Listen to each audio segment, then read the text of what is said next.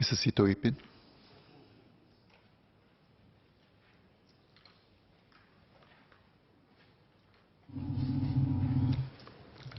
So our MRT service has stabilized. Our intense efforts to improve rail reliability are producing results. Reliability measured by MKBF, mean kilometers between failure, shows significant and sustained improvement. In the 12 months ending in June 2019, the MRT network achieved an MKBF of more than 950,000 train kilometers, almost 1 million. This is a seven-fold improvement over 2015. Commuters have felt the difference. Recent surveys by the Public Transport Council, or PTC, show that commuters' perception of MRT services have improved. Our MRT is now on par with other world-class systems like Taipei Metro and Hong Kong MTR. These improvements are the result of a concerted multi-year effort. It requires rigorous operations and maintenance, disciplined investments, and countless personal sacrifices by thousands of public transport workers who have worked day and night to improve the network. We should give them our thanks. I would also like to thank commuters for their patience and understanding, in particular for ECLO, early closures and late openings, which have given LTA and the rail operators precious engineering hours to step up maintenance and renewal as our MRT lines age. Our efforts to improve rail reliability have, however, come at substantial expense to both the operators and the government. First, the rail operators have ramped up their operations and maintenance to support the much higher level of reliability. Between 2016 and 2017, the total cost of running the rail network has increased by around $270 million. As the fares paid by commuters do not cover operating costs, the rail companies are operating at a loss. In the latest reported financial year, SMRT trains incurred a loss of $86 million. SBS Transit's train division also lost tens of millions of dollars.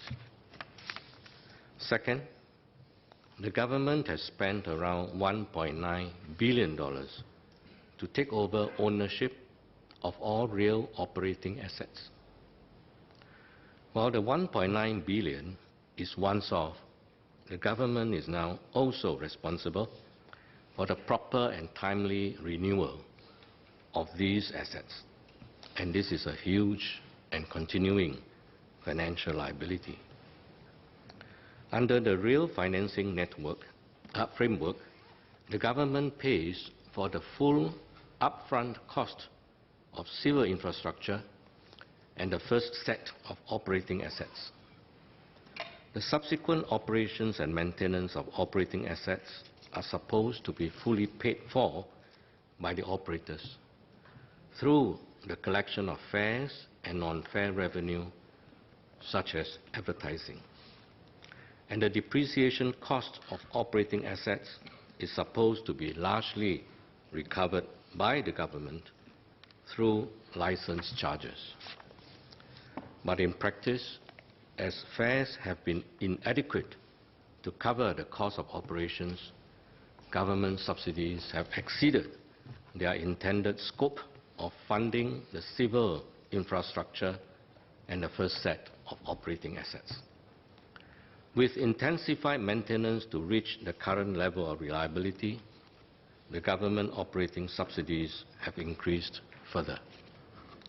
Over the next 5 years, the government expects to spend $4.5 billion on operating subsidies. So this is nearly $1 billion a year. And this will be on top of the government spending $25 billion on civil infrastructure to build and to equip new lines. LTA and the rail operators are working closely to keep costs under control. We are redesigning our systems and processes. For example, LTA is using its asset renewal program to install new technologies such as condition monitoring sensors.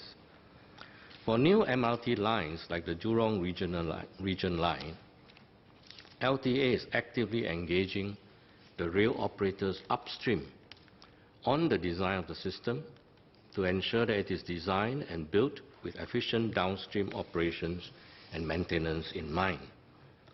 The rail operators are also pooling their engineering and maintenance capabilities and collaborating with ST Engineering to cut out duplication and to raise productivity. All these upstream interventions are necessary, but they will not fully offset the higher cost of operating and maintaining a highly reliable rail network. You may ask, why did fares fall below operating cost? PTC's fare formula is supposed to keep fares in line with macroeconomic cost factors such as inflation, wages, fuel costs, and increases in the network capacity with a productivity extraction. But until recently, the PTC fare adjustments were not fully implemented. If we had strictly followed PTC's fare formula, the operators would have been better able to cover the costs of the intensified maintenance. As it is, the additional costs have been partly covered by increased government subsidy and partly absorbed by the operators who have been incurring substantial losses. So this is clearly not sustainable. PTC's current formula is valid until 2023. We will continue to operate under this formula, but we must have the discipline to implement the formula fully as we adjust fares over the next 4 years.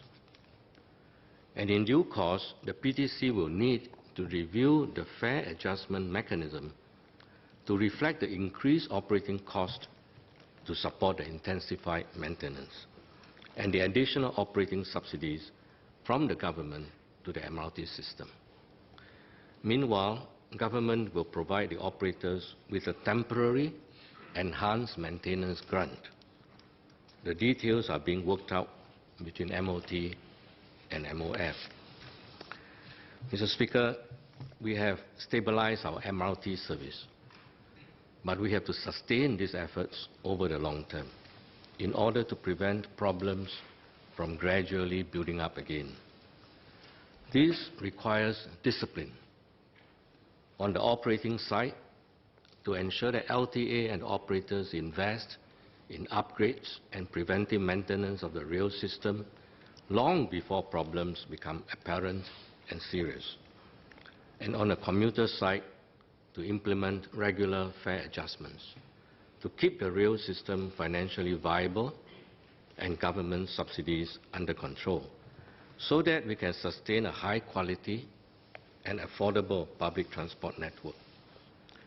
We have entrusted the important task of fare review to the PTC, and they will be fair to commuters, taxpayers, and operators. I seek the members' full support for the PTC as and when they make recommendations on transport fare adjustments. Mr. Sitoipin. Thank you, sir. Minister, I'd just like to ask one question. Now that we are at the sweet spot of 950,000 MKBF, does the Transport Ministry strive to achieve a higher number? The reason why I ask this is because in life, whilst it's always good to have nicer things, ultimately somebody needs to pay for it. Thank you.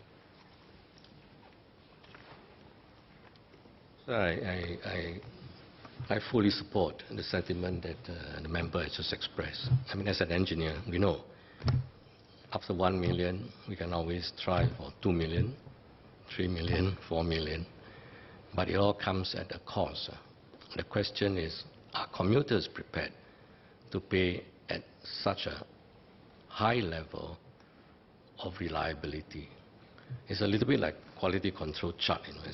In engineering, we study that.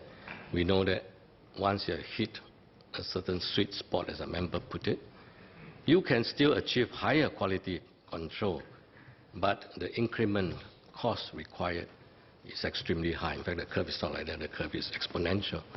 And the same thing with real reliability, that at 1 million MKBF, which is what we have done, if we surveyed the performance of metros around the world, only a handful consistently achieve 1 million or cross 1 million. And 1 million, in fact, is a very good, reliable level of service. It does not mean no more delays of more than 5 minutes, but it means the frequency is tolerable. I mean, it's not every other day that you encounter such delays. So if you want to achieve an even higher level of reliability, then one must be prepared to pay for more. So my own sense is, I think if we can consistently maintain this 1 million, I think that should be good enough. But because for various reasons, Singapore commuters are demanding an even higher level and are prepared to pay for that greater level of expense, well, we leave that to the next transport minister. But I think, don't forget one thing too, that having crossed 1 million doesn't mean you will always be up there. I mean, I'm a chronic heart disease patient, and I know that I have to take the medication for life. So I just done my blood test, almost perfect picture. My doctors are happy, I'm happy, my family is happy. That doesn't mean I can stop the medication. The moment I stop the medication, I know what will happen. And likewise with the railways. Mr. Dennis Tan. Mr. Speaker, I have 2 supplementary questions. One, I agree with the Minister that having an improved MKBF does not mean that MKBF will always be at that level. And in that light, I would like to ask the Minister whether this would be a suitable time to consider introducing service quality as one of the factors in the fare review formula. I say this because this will help set a bar for service quality and help to deter decline in service quality in future years. And my second supplementary question is that I would like to ask the Minister, does LTA monitor the frequency of delays of less than 5 minutes? And if not, are there any plans to do so? This is really to enhance the commuter experience on an everyday basis. Thank you.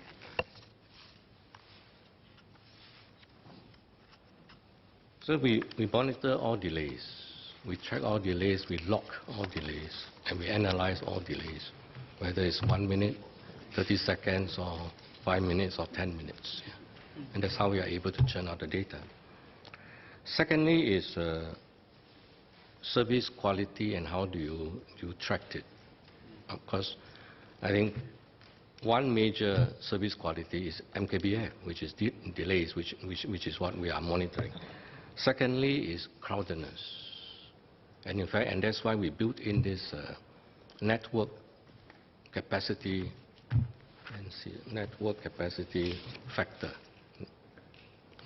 Network factor, NKF, network capacity factor, which is in a fare formula. And that is a proxy for crowdedness. Associate Professor Walter Teixeira. Thank you, Mr. Speaker. Minister, I understand that the current fare levels don't cover system operating costs for rail, and they have not for some time. I just have two supplementary questions related to that. The first is, what's the targeted proportion of government subsidy for real operating costs in the longer run? And second, what kind of changes are we looking at to fare levels? Do we have to expect in fare levels in the longer run to reach that target level? Thank you. Well, as I said, this was before my time, when there was a big public debate ending up or arising out of the white paper on public transport. So the government, and I suppose in this House, I think have a certain long-term view about how one should fund public transport.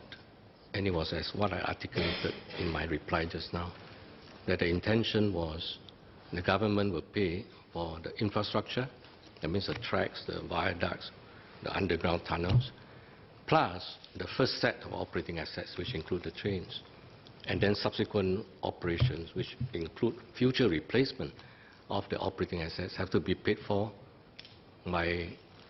from the fares plus non-fares, which means advertising. So, and if we achieve that, then the subsidy, the operating subsidy would have been zero. But now it's more than 30%. Yeah.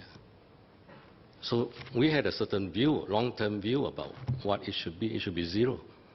Now there's a substantial gap. Can we achieve it overnight? I think that's not practical. So my more limited objective in the medium term is, I think the last few years of intensified maintenance, which has cost a lot of money to the operator, but has achieved this current level of reliability, which seems quite satisfactory, I think we should try to recover that. How, at what pace, I think PTC will take that into account. But as I said at the reply 2, that since we just adjusted the formula last year, and we have one round, we have 4 more rounds to go, I think let's keep to the formula. And meanwhile, then the operators have to be helped. And that's why government is, in a way, footing the bill for this, through this temporary enhanced maintenance grant. But the key point is, over the next 4 years, I think, let us have the discipline to implement fully the fare formula adjustments which are needed. But I leave it to PTC to articulate their case. I would urge members to fully support them. But at the same time, bear in mind that this additional expenditure which is incurred, which has now allowed us to achieve this current level of reliability, have to be paid for. At the end of the day, let's don't forget, as a total system, who pays for the system? It's people like you and me, both taxpayers as well as commuters. I mean, the Istana doesn't have a printing press of money, so the money has to come from either taxpayers, and we just got to find that balance, what is an appropriate level. Mr. Pritam Singh. Minister, for his reply. My question pertains to rail reliability. I think over the last few months, April, May, June, we've read reports in the Straits Times about various resignations in the SMRT. And can the Minister share with the House what has been the impact on this reported string of resignations on SMRT's plans towards sustained rail reliability for the long haul? The second question pertains to resignations from rail and maintenance and engineering roles, which has traditionally been raised in this House as an area for improvement. Is that an issue of concern for the Ministry? Rail and, I beg your pardon, maintenance and engineering resignations from within SMRT. Is there a significant number such that Singaporeans ought to be concerned that we start slipping in terms of the targets that the Minister has set? And finally, a number of corporate-related resignations from SMRT. Is there any concern that the Ministry has about morale within SMRT and whether the system can continue to move forward reliably? Thank you.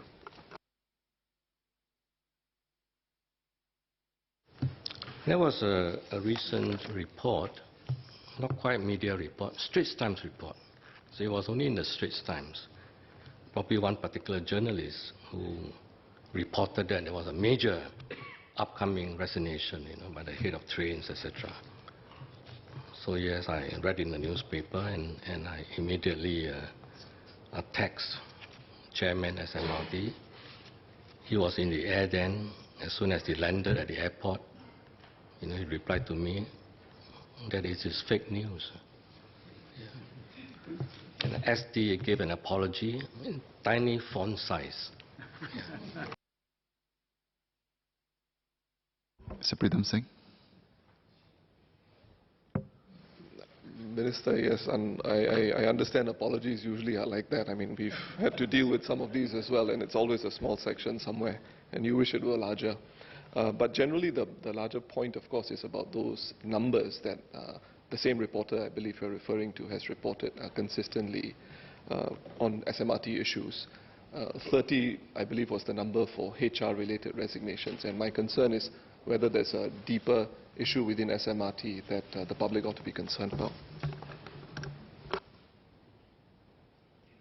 think, sir, with the change of leadership of SMRT, which has been in the last 3 years now, and the team that I've worked with, both above ground and underground, and I know them well. It's a very good team of people. And sometimes some attrition is useful.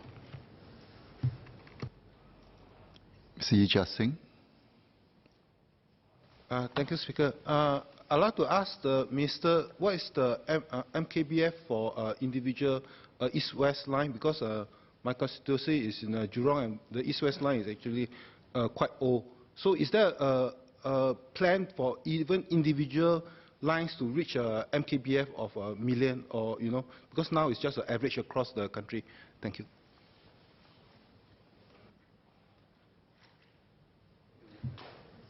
At my level, I look at the whole network. But yes, I also look at individual lines. After all, there are only 5 lines, so it's not too difficult to track them. Out of 5 lines, 3 are already above 1 million, and the other 2, which includes east-west line, are not too far behind. The east-west line continue to make progress, and the reason I did explain a few days ago between north-south line and east-west line, because both are almost 30 years old, and we are changing out some of the core assets items. We started this process with north-south line, so north-south line benefited from this earlier renewal process. So north-south line now is 1.4 million MKBF. Yeah. East-west line will eventually catch up and exceed the 1 million. Yeah. Associate Professor Walter Teixeira. Mr. Speaker, I thank the Minister for his explanation of the targeting operating subsidy levels. So I understand the original target subsidy level was about 0%. Today it's about 30% or so. I'd like to ask the Minister, would he have any views on the target balance between commuters and taxpayers going forward? Is the operating cost subsidy level going forward, should it be closer to 0% or 30%? What are his views on this?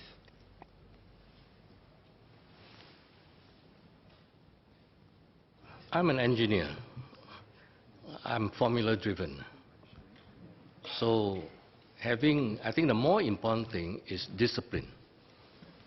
That if fare have to be adjusted through a formula, which is what we all agreed, and having debated, discussed, and settled on the formula, and the formula will last for a period, in our case 5 years, I think much more important is to achieve that discipline of each time the adjustment come out, calculation, what is the output, and stick to it. That, I think, is much more important. And if you do that, if you are able to do that for 4 more years, including trying to see how this enhanced maintenance, which has given us today's outcome, can be better funded through additional fares, then I think we would be, in the short term, in a much more comfortable position than what we are today. Yeah. Should we drive towards 0? I mean, we must never give up on this hope, but if it is not possible in the medium term, it does not matter. The key point is we must not allow operating subsidy percentage to continue to rise. If from 0%, it now deteriorates to 30% and continue to deteriorate, I think that will be bad outcome.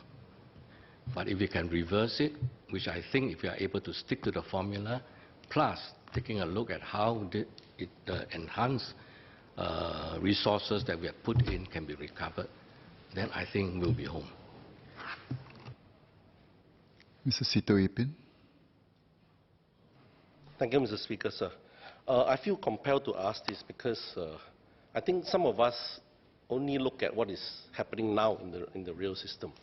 I checked my notes last night, and at the first Transport Ministry COS after the last general election in April 2016, Minister mentioned to this House that this government will solve all the real problems by the end of this term of government. I was sitting there, and when I heard Minister say it, I nearly fell off my chair. That night I wrote to Minister, and I told Minister, I think we've set ourselves an uphill task, and I was concerned that we may have overpromised. I know the problem will be solved, but I was cautious as to whether it could be solved within 4 to 5 years. I think today, compared to 2016, it was a 7-fold increase in MKBF. So I think with that in mind, Minister, can I ask, what are your thoughts between 2016 April and now? And whether going forward, I know it's for the next Transport Minister, as you have said, to decide, maybe some goals and objectives. Thank you.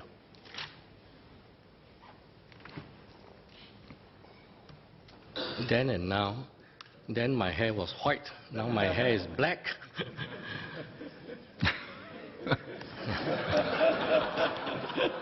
So chemistry helps.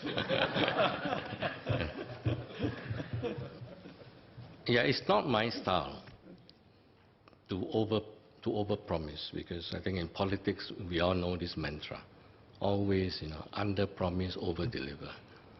But when I look at the situation at that time, and having interviewed the various stakeholders, I decided that I think, no, this is an occasion to break the rule and to put a stretch target in order to hopefully lobby the whole troops, and because there are tens of thousands of workers there, towards a common goal and get them excited.